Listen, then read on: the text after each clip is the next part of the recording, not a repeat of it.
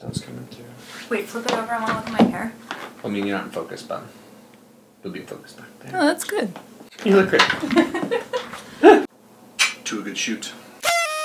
What's going on, guys? It's Noah just checking in with the talented, smart, and wonderful Dr. Erica Zelfand. We are doing another blood result video on testosterone replacement therapy. It's been a while since I've done this. It's way overdue, I feel like. 8 months? 7 months? It's been a minute. It's been a minute. But basically, Dr. Zelfand just guides us through the ins and outs of my blood work. I've been on TRT for a handful of years. Alright. Okay. Thank you for coming on the channel. Always a pleasure. Yes. So just to review what Big No-No is taking right now. I've so never heard you refer to me as that. I know, awesome. that was the first That's thing. awesome. Yes, in review of what I'm currently taking. What would you like me to call you?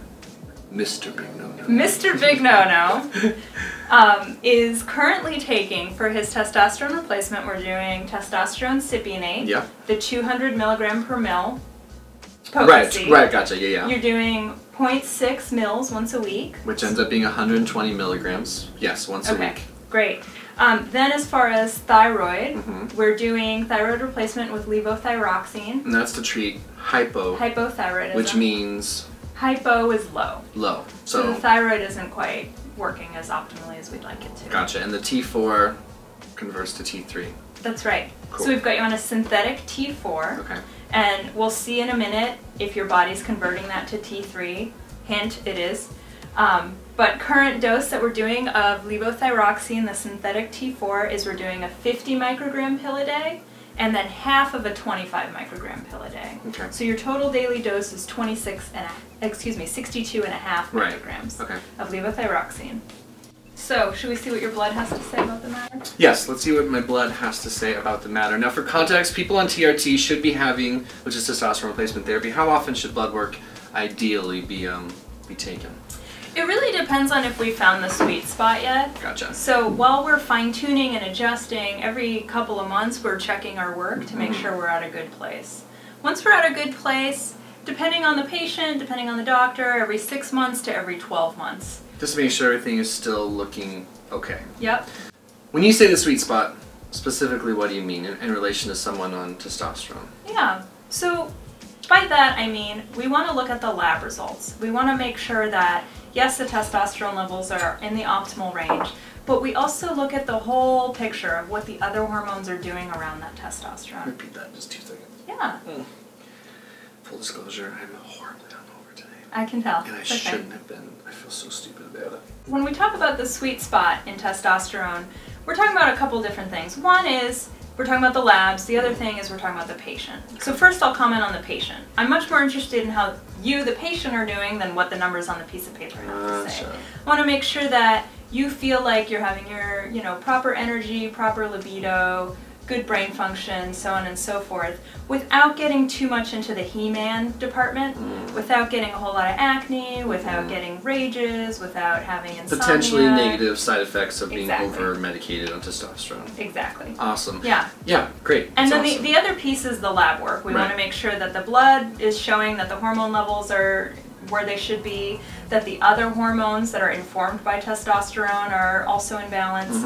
We also want to check a complete blood count and make sure that the red blood cell count is normal because testosterone stimulates the bone marrow to make more red blood cells. Okay. That can be a dangerous thing. That can cause a blood clot if you get too high. Okay. Fantastic. Yeah. We've been steadily lowering me, over the last couple of years down to 120 when I was initially at 200, which is 1 ml a week, which was absolutely too high, and so we made the change. Yeah. And I always want to throw this out because a lot of guys think the more you have, inherently the better you feel, and it's not necessarily true. If it's creating imbalances in other places, whether it be your estradiol or estrogen or whatever, your red blood cell count, all of that, it can make other things worse. It can give you side effects that you don't need. So I actually feel a lot better at 120 than I ever did at 200. Wow. And I think for guys that just maybe think they need more, it's something to be mindful. It won't necessarily make you feel better. You just have to be careful. Yeah, and you're definitely not the first guy in my practice who said that, who as we've gone down, they said that they felt better. Yeah. And I think in your case what also was happening was that your thyroid hadn't been checked. Right. And so you were overdosing on testosterone to mask the symptoms of the hypothyroidism. Right. Yeah. So now that we've got that in line, we can look at the rest of the picture. It's just about being in balance in general, which makes sense. And I was definitely fearful, not to continue to just go on a tangent about this, but I was afraid when we lowered it. You know this. I thought I was going to feel much worse. Oh, yeah. I mean, I was truly afraid that I was just about to spiral out of control. So the fact that I was wrong was good. It was good to be wrong on that one. Yeah. And then I got to be right. Like usual.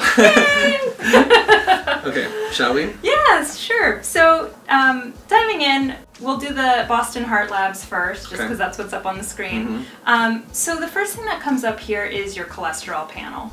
And usually when you get a cholesterol panel done at a doctor's office, they show the labs like this, you know, just the crude numbers. Total, which is your good plus your bad. So I almost never care what the total is. Okay. It doesn't give me a whole lot of meaningful information. Kind of looking at total T as opposed to free testosterone? It's a little, it's a little different because, you know, your total cholesterol is all of the good cholesterol plus all of the bad. So if you've got... You'll know which one might be higher. Exactly. Gotcha. So it can kind of psych people out. Okay. So what I like to do is I'm actually going to scroll ahead here and I'm going to look at your lipid ratios. This tells me, you know, when we plug in your good to your bad, how'd we do? And, you know, we're borderline in a couple of those values, so this is telling us, you know, we could do a little bit better work in lowering the bad cholesterol and raising the good cholesterol. And how can we do that? So some of the best ways to do that are, for raising HDL, which is the good cholesterol, fish oil is wonderful, aerobic exercise is wonderful. Like Pilates or my gardening? Exactly. Excellent. Just like when you wear your big floppy gardening hat and your pruning shears match your clogs. Exactly. Yeah, that's that's the cardio I'm looking for. I'm actually talking more about, you know, going for a run, going for a bike ride, getting the heart rate up. I'm just being silly. For lowering the bad cholesterol, you know, I actually find that cutting out egg yolks is not a really effective strategy. That's sort of like an urban legend, yeah? It was this thing perpetuated in the late 80s that caused a lot of heart diseases. Like fat is bad, that whole movement? Yeah, Anyway. and our heart disease risk has gone up since that dietary advice. Crazy. So actually cutting back on refined carbohydrates, cutting back on sugars, cutting back on alcohols, cutting back on things that are going to either stress the liver or give the liver something to make it into cholesterol, that helps with that. So moving ahead, we did some inflammation tests. These look fantastic. And the reason I like to do these is half of all people who have heart attacks have normal cholesterol. Interesting. So there's more than just cholesterol to heart health. That was huge. You said half of all people who have heart attacks That's right. have normal cholesterol? That's right. That's crazy. Yeah. That's really interesting. Yeah. And then moving forward at your diabetes tests, also phenomenal. Good. So your A1C tells me an average of the last 3 months. How's your blood sugar been? Great. Cool. Your fasting blood sugar, also great. What is fasting? Fasting isn't I just haven't eaten in 8 to 12 hours prior to the... That's right. Okay. Yeah. Yeah. Yeah, so, you know, any 70 to 99 is that sweet spot. 99 to 125 is pre-diabetes. Anything above 126 is diabetes. So I'm optimal, but I'm not... I'm sort of just hanging in the optimal range. No, you're good. It's fine? Yeah. I'm very happy with these results. And, you know, as a further pat on the back, your fasting insulin is also really good. So, we are not looking at diabetes, we're not looking at pre-diabetes here. That's awesome. You're doing really well. The lipid ratios we already did. Homocysteine is another marker that I check in people who have this MTHFR genetic mutation. That might be material for a whole nother video. I think so. Because it's a pretty deep rabbit hole and a really interesting one. Yeah, I agree. For another time. Kind of cruising ahead here, looking at your thyroid. So, thyroid stimulating hormone, 3.61. It's technically in the normal range. The functional medicine range for an optimal TSH is anywhere between 0.5 to 2.5. So it's a touch higher than I would like to see it. When you say functional medicine, can you just explain how you mean that? Like, what does that even mean? Yeah, so what I mean by that is optimal function for the body. So I'm not really a doctor who's interested in waiting until things are really bad before we dive in and help. So to you, seeing 3.61 is enough to want to do something about it, so to speak. Yeah. Or start addressing it. Yeah. Even though it's technically... Exactly. Yeah, okay. Exactly. Now, I don't think we need to drop everything and, you know, raise your thyroid dose right away necessarily, because when we look at your free T4 and your free T3, those are the levels of the hormone itself, thyroid hormone. Those levels are well within the normal ranges. Okay. So... And a higher TSH, really quickly, that specifically means what? That indicates that, what's happening? What that means is TSH is a signal from the brain to the thyroid to produce hormone. So when the TSH starts creeping up, it's telling me that the brain is shouting at the thyroid. As opposed to just having like a clear signal that's making a reasonable response of how much to produce naturally, if that makes sense. Yeah. Yeah. Yeah. It's telling me that your brain isn't completely happy with how much hormone is floating around, and it's nudging your thyroid to work harder. Okay. Yeah. And your thyroid's responding in turn. Nice job, fella. It's right here, right? It's right here. Yeah. Sometimes I like to pat it. You should. It works really hard for you. And I stroke it softly, and I give it encouraging words. Great. Sometimes. We should do a study on people who pat their thyroids and see if it affects any of their hormone levels. I think there's going to be some legitimate efficacy to that. So. I don't know who we could get to fund that study, but, you know. We'll figure it out. Yeah. The other thing we're looking at here are your vitamin D levels. So you want vitamin D to be above 30 for your bones not to break. Jesus. But for proper hormone signaling or for proper raising your HDL, your good cholesterol, we want to see it above 50. 50 to 100. And so I'm just barely in there. You're at 57, so you made the cut. I made the cut, but I'm not varsity. I'm junior varsity on the bench. Sure. I don't know sports analogies. Gotcha. Just go like, yes. Yeah. Yeah, sure. What you said. Awesome. So yeah, it's passing. You passed on your vitamin D. But you want that better. If we could get it above 60, that would be great. So I was doing pretty much there. I was doing 5,000 IUs every other day per your recommendation.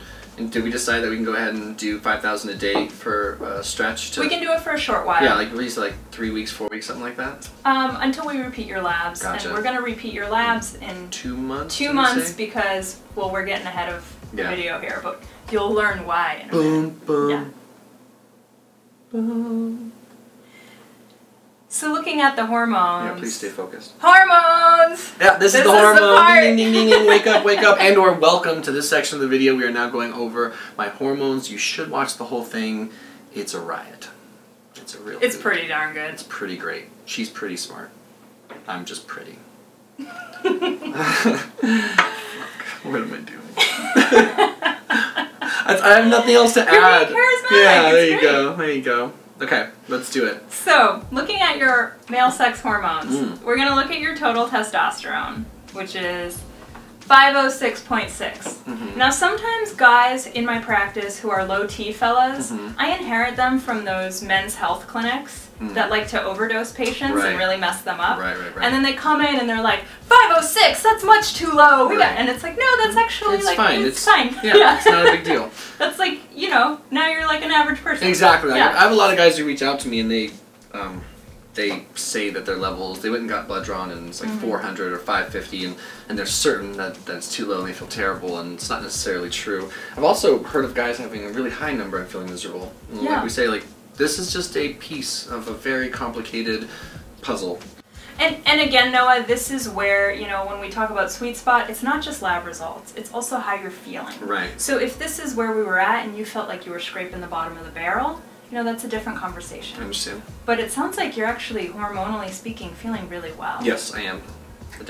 I'd say so. Yeah. And your free testosterone looks great. And what is free testosterone?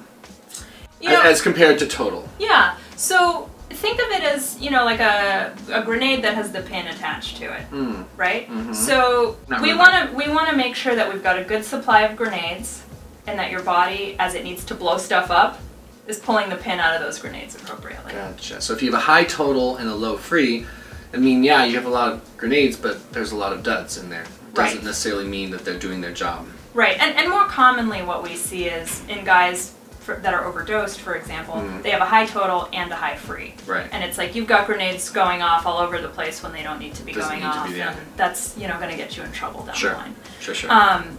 But all that looks great on you. Progesterone levels are good. Estradiol is fantastic. So I don't think we need to be having you on any kind of an aromatase inhibitor, and we don't. You're not taking Arimidex, right? And just for the sake of someone watching this who doesn't know a ton, when you say estradiol, what are you referring to? Yeah, estradiol is a form of estrogen. It's E2. It's the most bioactive form. And the reason that we check estradiol in men who are on testosterone replacement therapy is there's an enzyme in the body called aromatase. And what aromatase does is it converts testosterone into estradiol. And so whenever you give somebody testosterone, you are invariably pushing their body to make more estrogen as well. So we just want to make sure that your estrogen levels are still in a normal range, because once they start getting high, that's when we have men crying at commercials. That's when we have men feeling... Not that there's anything wrong with crying at commercials. Not that there's anything wrong with crying at commercials, but it can be very dramatic. Where it can affect guys, your emotions. You know, it can affect your behavior. Yeah. And a lot of people, I mean, we're talking like, it's a whole different conversation, but if your estrogen is too high, if you're taking too much testosterone, you're converting too much of it to E2. To E2. Anyway, can't that lead to some gynecomastia? Yes, which is like developing some actual breast tissue. Yes. Breast buds.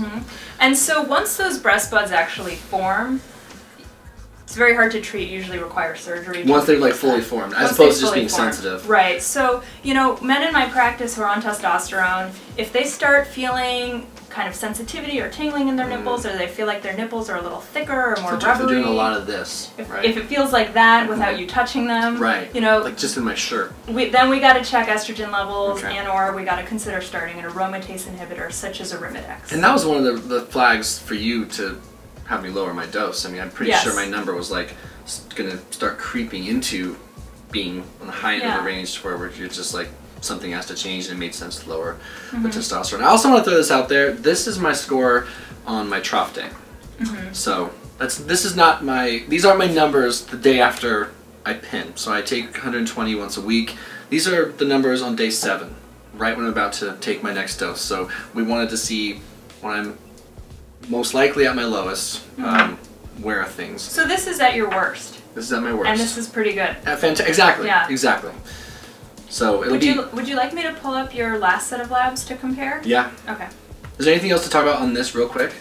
Before we... No, DHA looks good. FSH and LH super low. We expect them to be low. That's the signal from the brain to the testes to make testosterone.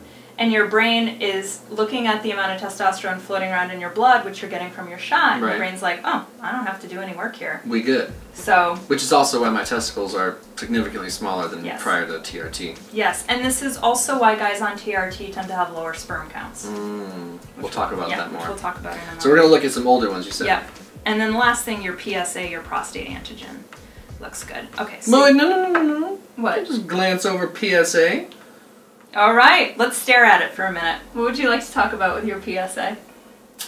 If you would please support... No, just tell me, what is PSA? Just what is it, and why do you want to make sure it's in a good range? You said it's optimal, which is great. Why should they give a shit? Yeah, so PSA stands for prostate-specific antigen. It is a contentious screening tool for prostate cancer. I say contentious because it misses prostate cancer all the time, and then it flags false positives too. Interesting. So it's not perfect, but it's what we've got to work with for a general screen. And so, you know, fellas who are on testosterone replacement therapy, if someone has prostate cancer, that is a contraindication to being on testosterone replacement. Because it could potentially increase the growth of the cancerous whatever that. Right.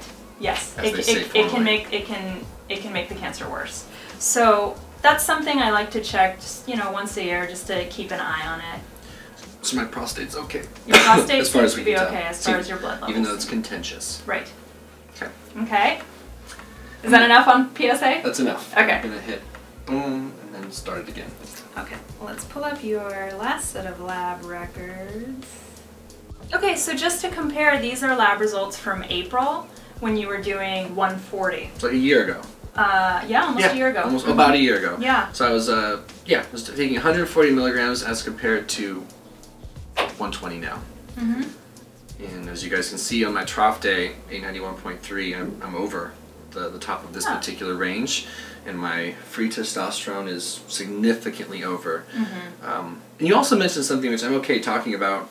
Poor lifestyle, TRT or not, can affect testosterone levels. And you know, just to be blunt, I've been working through some drinking issues, and you brought that up as a potential reason why, even though my dose is only 20 milligrams less, these numbers are significantly lower on my trough date than ever before, and that could play some part in it, among other, you know, poor sleep, poor diet, blah blah blah. But it's something to remember. It's like, it's not a magic pill to have just outstanding testosterone and hormones if you're going to beat the shit out of your body and treat yourself poorly anyway. So anyway, just to call myself out a little bit and reality check to anyone else who might be doing the same thing. Yeah, and I think that can also be part of the cholesterol picture as well. Right. Because, you know, you're drinking alcohol, that inflames the liver. When the liver's inflamed, it's more likely to make cholesterol. Okay. So. Yeah. Yeah. And then the last set of labs we had, this is just a metabolic panel to check kidney function, liver function. This is back to present day. Back to present day. Just making sure. As per usual, your creatinine's a bit high. We see this in guys who weightlift. And just eat because too you much. got, yeah. Oh, and then, right, okay. Muscle breakdown. Muscle breakdown, protein. some of it ends up in the bloodstream. So, nothing too alarming there. Liver enzymes actually look pretty good. Cool. And pancreatic, I checked your amylase as well, because that can sometimes get irritating to the pancreas with alcohol intake. Levels there are normal. Your iron stores are normal. GGT, this is another liver marker. That looks normal as well. I was relieved to see that. Yeah, me too. And your lipase, this is another pancreatic marker. That looks good. So the pancreatic markers are a little closer to the top of the reference range, though. Yeah. Something to look at, huh? Yeah, they are. And people who drink, and particularly, you know, people who binge drink, they are at higher risk of having pancreatitis. Which you said is brutal. Brutal. Yeah. So painful. I hope you never get it. And if you do, you'll be in the ER because you'll be in a lot of pain. We also checked your reverse T3. Reverse T3. So once your thyroid makes T4, thyroid hormone. Yeah. I'm going to use the same analogy with the grenade and the pin. It's a grenade with the pin. You Right. pull out the pin, that's T3. Okay. Reverse T3 is, your T4 can get put into reverse T3 instead of to the bioactive T3. Oh, interesting. And the reverse T3 is not bioactive. Okay. So that grenade never explodes. So I like to check that every once in a while, people with hypothyroidism. Reverse T3 looks perfectly fine on you, not an issue there. You're converting from T4 to T3 beautifully. Cool. And this comes up a lot because people hear about Nature-Throid and they're like, why do you have me on synthetic T4? I want to be on Nature-Throid, it's natural. Gotcha. Nature-Throid has T3 and T4 in it, and you don't need the T3. Gotcha. Then we check B12 and folate levels. I like to see B12 over 800, you're there. Awesome. I like to see folate over 18 and you're there. Sweet. So I think you're doing a good job taking your supplements. That you recommended, yeah.